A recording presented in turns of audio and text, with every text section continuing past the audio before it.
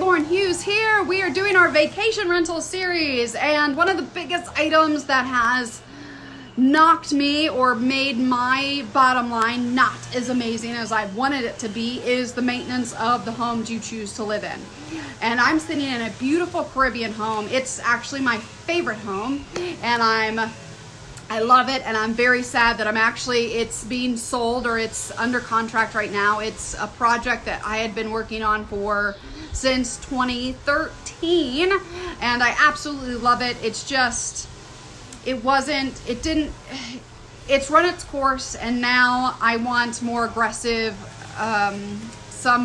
properties, and that just wasn't going to be this home. This home was actually meant to be a family home, but then that didn't work. I got sick, but now I'm better. But now my kids are old enough to where we are moving them back to the U.S. and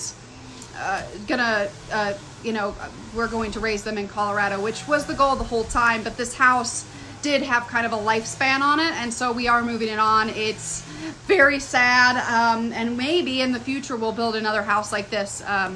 Again, it just didn't work out with where our life was, and kids needing to go to school. So COVID changed that a little bit. But anyway, so maintenance on a home.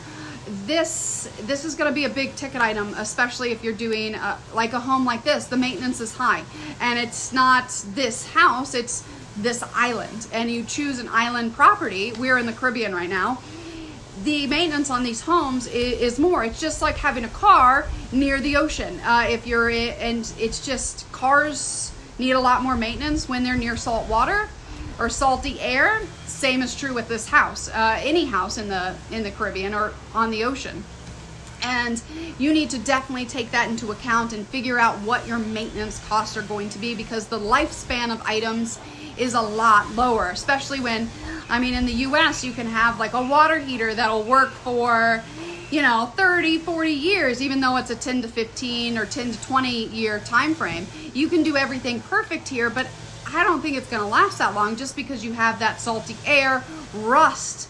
It just happens. So you do have to do more maintenance. Like with this home, we have to restain it every couple of years instead of, I'd say, between 5 and 10 years in the United States.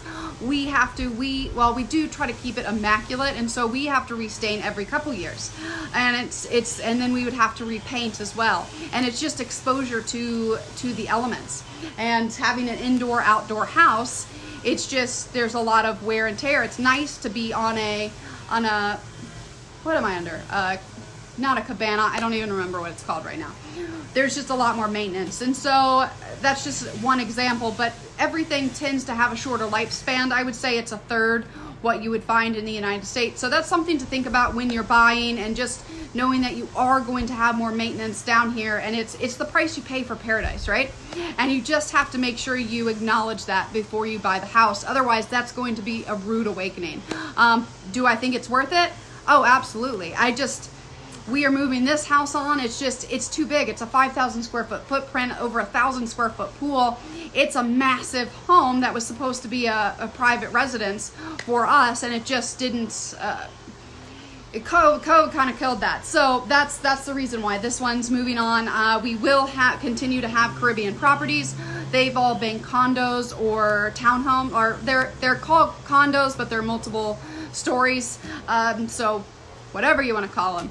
And we've noticed that the single family homes are amazing, but the maintenance it's a lot if you're not here and down here all the time. So we are actually going to keep everything we have that's a condo or a townhome. But that's just from us and where our real estate portfolio is at this point in time. It's been great for 8 years. It's just, it's the part of being an investor, and I don't really like it.